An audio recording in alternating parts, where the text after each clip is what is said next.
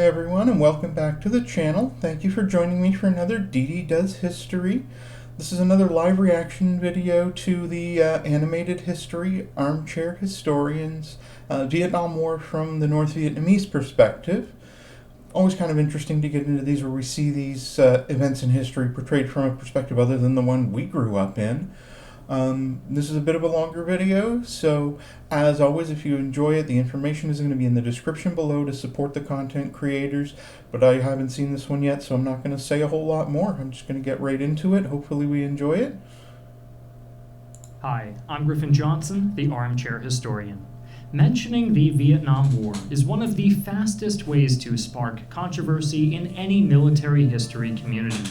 Opinions will rage back and forth about whether or not the USA was justified in its intervention, what mistakes it made, and if America really ever had a chance of victory. But while topics such as these are very common, what is much less talked about is the perspective of the Vietnamese people during the conflict, their motivations, the agenda of their leaders, and how they endured nearly 20 years of bloody, vicious guerrilla warfare. This video will seek to explain their side of the story, as well as provide context for the stubborn spirit of resistance that enabled Vietnam to hold out against the American juggernaut despite all efforts to beat them into submission. Supporting our sponsors is the best way to support our channel. Today's video is brought to you by Conflict of Nations, a free online player versus player strategy game with millions of users worldwide. Command your own nation and lead your people to victory through weeks of planning, strategizing, and coordination with or against up to 64 real players at a time. In addition, Armchair Historian fans who sign up by clicking our special link below will receive 13,000 gold and a free month of premium subscription. This offer is only available for the next 30 days. So click the link in the description below, choose your country, and start fighting your way to victory now. To understand the attitude of the Vietnamese during the war, one must first be aware of Vietnam's history of occupation and exploitation by foreign powers. First, there was China, which spent 1,000 years trying to absorb the nation through both conquest and cultural assimilation. However, by the 19th century, China was undergoing its own negative experiences with colonialism as powerful European empires began expanding into Asia and destroying the old status quo. With Chinese influence on the wane, it seemed as if Vietnam might have a chance to stand on its own, but a small squadron of French warships would promptly crush those hopes. Unable to resist this technologically superior foe, the Nguyen Imperial Dynasty, ruling Vietnam at the time, quickly capitulated, and by 1884 most of Vietnam had become part of the greater colonial union of French Indochina. With the Nguyen court reduced to a puppet administration, colonial governors operated with virtually no oversight from the French state and were allowed to use any and all means at their disposal to suppress any hint of native resistance. Often this extended to the point of criminalizing the mere act of identifying oneself as Vietnamese. Trapped in a thoroughly miserable existence, the Vietnamese peasants were desperate for a savior, any savior. But after decades of failed revolts and horrific reprisals, the iron grip of colonialism remained as strong as ever. Yet, unbeknownst to the peasantry, the seeds of a new revolution were already being sown, not in the plantations or even in the courts of the Nguyen bureaucracy, but in the coffee houses of Paris, where the few Vietnamese lucky enough to scrape together enough money to afford a Western education were debating the merits of a strange, radical new ideology known as communism. Unlike any political ideology at the time, communism promised freedom and equality for those laboring under the yoke of capitalistic imperialism, and so spread like wildfire from the moment it was introduced from overseas, becoming Vietnam's dominant underground political movement by the early 1930s. Central to the communist movement in Vietnam was the unassuming son of a disgraced bureaucrat called Nguyen Sinh Quong, or as he is more commonly known, Ho Chi Minh. After leaving Vietnam sometime in the 1910s, Ho Chi Minh drifted around Europe, visiting both the United States and possibly Britain. As early as 1918, he was a dedicated anti-imperialist, joining the group of Vietnamese patriots, which petitioned the French government for independence during the Treaty of Versailles. In 1920, he was one of the many communists avidly following the progress of Vladimir Lenin's October Revolution in Russia, the success of which proved beyond any doubt that the imperialist system could be overthrown through force of arms. Inspired by Lenin's success, Ho Chi Minh chaired the first meeting of what would become the Indochinese Communist Party, or ICP, in 1930, with the express goal of ending colonial rule of his native country. But for all of his early efforts, regime change in Vietnam would not originate with the Vietnamese, but would instead be instigated from the most unlikely of sources, Imperial Japan. In 1940, Japan invaded Vietnam as part of their efforts to establish the Greater East Asia Co-Prosperity Sphere, or in other words, a series of client states under imperial domination. In 1945, they officially annexed the country and expelled all Western influences, including the entire French colonial administration. Mere months later, the Japanese surrendered to the Allies, and with their collapse, Vietnam's century-old political order had come crashing down, leaving total chaos in its wake.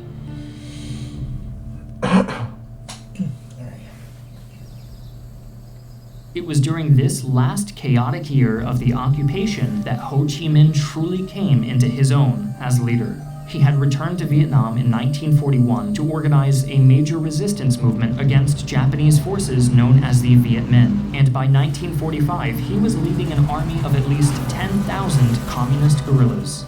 His long-awaited revolution began on August 15th, before even the ink on the Japanese instrument of surrender had time to dry. With the French colonial forces in Vietnam having been disarmed by the Japanese earlier that year, there was a brief window in time where the Viet Minh had free run of the entire country.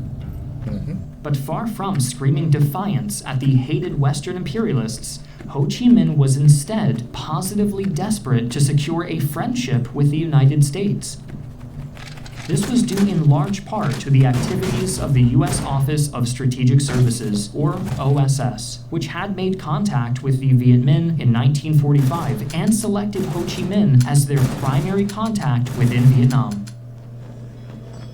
Part of what enabled the close relationship between America and the Viet Minh was their lack of a traditional communist agenda. Despite Ho Chi Minh's unabashed belief in the ideology, his primary goal was always the liberation of Vietnam. As he himself stated, at first patriotism, not yet communism.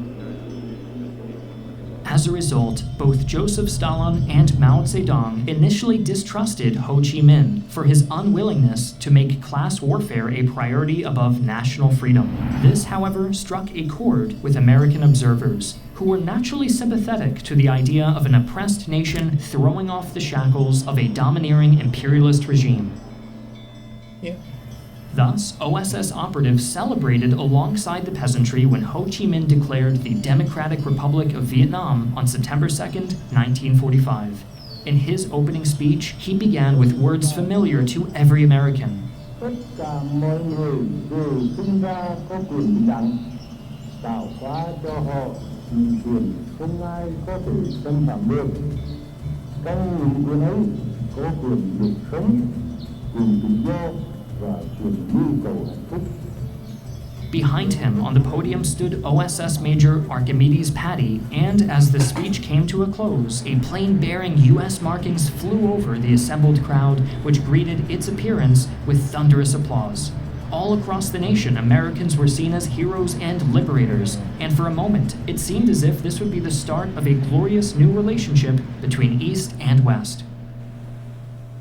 Of course, we all know that this was never really an option. The French wanted their colonies back, and the newly elected President Truman had no interest in cooperating with an openly communist regime. After negotiations with the French broke down completely, the Vietnamese had no choice but to fight for their independence, and the First Indochina War began on December 16, 1946. During this time, the Nguyen dynasty attempted to reassert its control over the nation, with the 13th Emperor, Bao Dai, siding with the French and resuming his place as a puppet ruler over their occupied territories. As the war dragged on, the US began sending aid to the French, but after their dramatic defeat at Dien Bien Phu in 1954, they agreed to new negotiations with the Viet Minh. The ensuing treaty split the country in two halves. That battle at Dien Bien Phu, Animated History does have a video that goes into much more detail. It was one of the worst French losses, the worst French loss, I believe, in all of their Asian colonies in any case. And so if that's something you're interested in seeing me go over, I can do that. But they do have a video completely on that Battle of Dien Bien Phu. DRV in the north and the state of Vietnam in the south. Bao Dai was then unceremoniously ousted by his Prime Minister Ngo Dien Diem after a referendum determined that the state of Vietnam should become a republic. However, this was hardly a triumph of democracy over imperialism, for Diem was utterly corrupt, and the referendum was blatantly rigged. Diem even went so far as to deliberately ignore the French promise that the South would be allowed to vote on whether or not to reunite with the North under the DRV.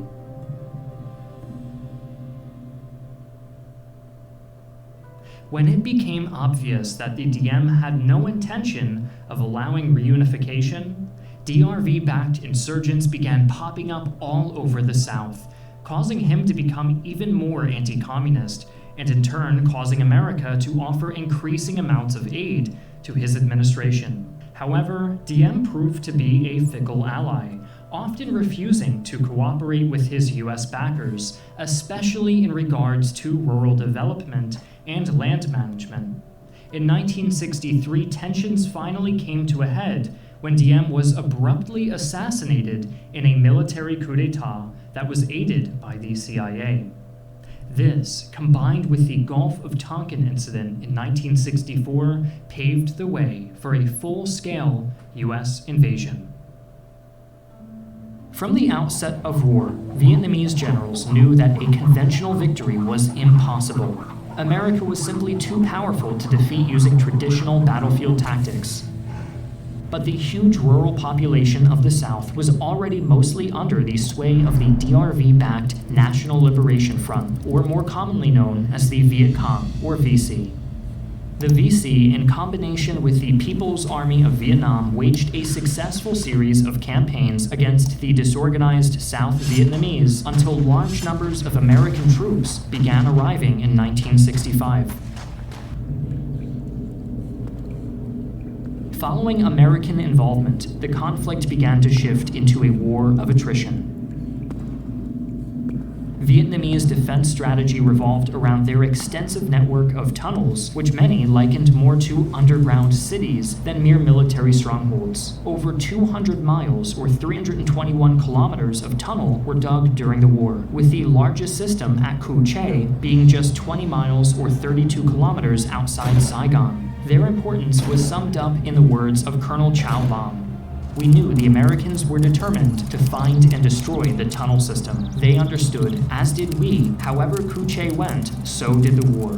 It was our determination not to lose even 1 centimeter of the tunnels. It was a contest of wills, resulting in some very fierce fighting. We made a tremendous sacrifice to gain victory. 2 years after its arrival, the United States of America expanded its bombing campaigns across North Vietnam in an effort to break their will to fight. When a North Vietnamese civilian saw the first B-57 bombers open their bomb bays over his home province of Quang Minh, his first thought was not to flee in panic, but was instead, why is a mother airplane dropping baby airplanes? Having miraculously survived the initial attack, he gathered his family and fled for the nearby caves. He later recalled to a journalist, "People didn't talk about the meaning of the war. We were really confused why the Americans tried to invade our homeland. We hadn't done anything to them." Sadly, the citizens of Vietnam had much more to fear than American bombs. When Viet Cong guerrillas went to ground among the rural peasantry, U.S. forces responded by declaring any villages with a suspected VC presence as free fire zones. Then came the infamous My Lai massacre on March 16, 1968, when at least 347 unarmed civilians were brutally executed by American soldiers. Although the heroic actions of a U.S. helicopter crew saved a few innocent lives, most were not so fortunate, and My Lai would go on to become known as the worst war crime ever perpetrated by U.S. soldiers in Vietnam. As traumatizing as the war was for the civilian population, it was arguably just as bad for the Vietnamese soldiers on account of how long most were expected to serve on the front lines. Lê Cao Dai, head of surgery at a military hospital, later recalled, "When we were called to go south, everyone was very excited.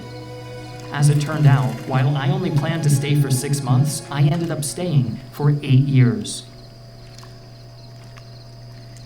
Given these extended deployment times, Vietnamese soldiers quickly became hardened to the horrors of war and had little mercy for any Americans unfortunate enough to fall into their grasp.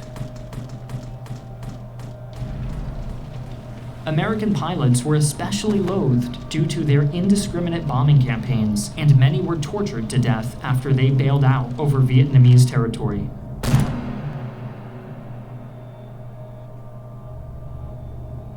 To keep their populace motivated and stave off the effects of war weariness, the DRV maintained strong and effective propaganda campaigns throughout the conflict. The mastermind behind these campaigns was Vo Nguyen Giap, a renowned military leader who had fought alongside Ho Chi Minh since the 1940s. People quickly formed long queues to purchase his newspapers and listen to loudspeaker broadcasts about the latest developments on the front lines. With minimal access to international news, the people of the North were easily swayed by party rhetoric and quickly came to regard the war as a necessary and righteous struggle against yet another imperialist aggressor. By contrast, the urban population of the South could listen to foreign news reports and had a much more conflicted attitude towards the violence tearing apart their nation. The success of the Vietnamese propaganda machine was demonstrated following the Tet Offensive of 1968, which caught U.S. forces completely by surprise. Amidst the chaos, VC infiltrators launched an attack on the American embassy in Saigon, penetrating the compound and opening fire on the Chancery building with rocket-propelled grenades.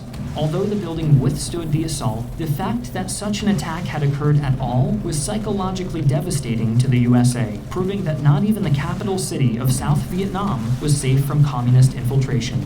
The Tet Offensive also brought the reality of war to the urban population of the South, leading many to lose confidence in the Western-backed government. By the early 1970s, the endless jungle warfare had taken their toll on both sides.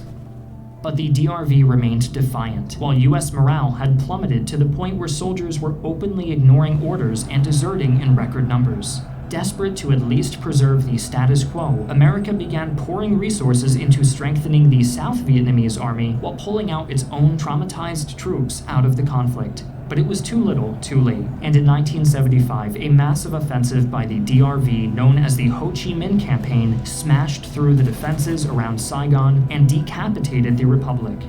After almost 20 years of war and millions of deaths, the DRV finally stood triumphant. Against all odds, communism had won. Or had it? While the sacrifices made by the North Vietnamese during the war allowed them to survive and eventually reunite with the South, the conflict would leave millions on both sides scarred for life.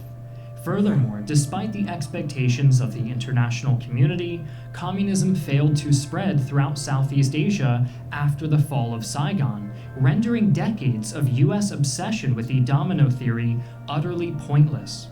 Despite the repeated entries of Ho Chi Minh and extensive testimonies by OSS operatives in the 1940s, America never fully grasped that it was the desire for liberty, not communism, that motivated the North Vietnamese to fight on against the odds.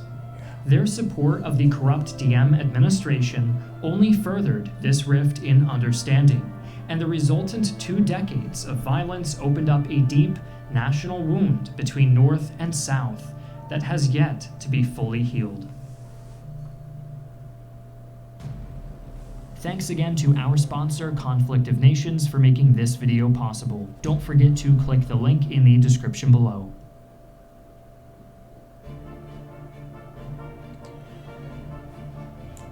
So, yeah, always quality videos. I learned quite a few things that I wasn't aware in the build-up towards the Vietnam War.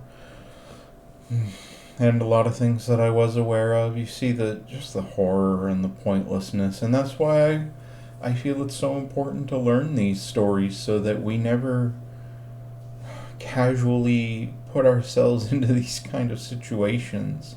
You know, war needs to be an absolute last resort, because we see what it does and the suffering that it causes. So thank you for joining me. As always, the original creators here, you can get their video information in the description below. And if you enjoyed this, please like, share, subscribe to the channel, while my cat goes crazy in the background, as I'm sure you can hear. Thank you for joining me. I hope you stay safe and have a great day.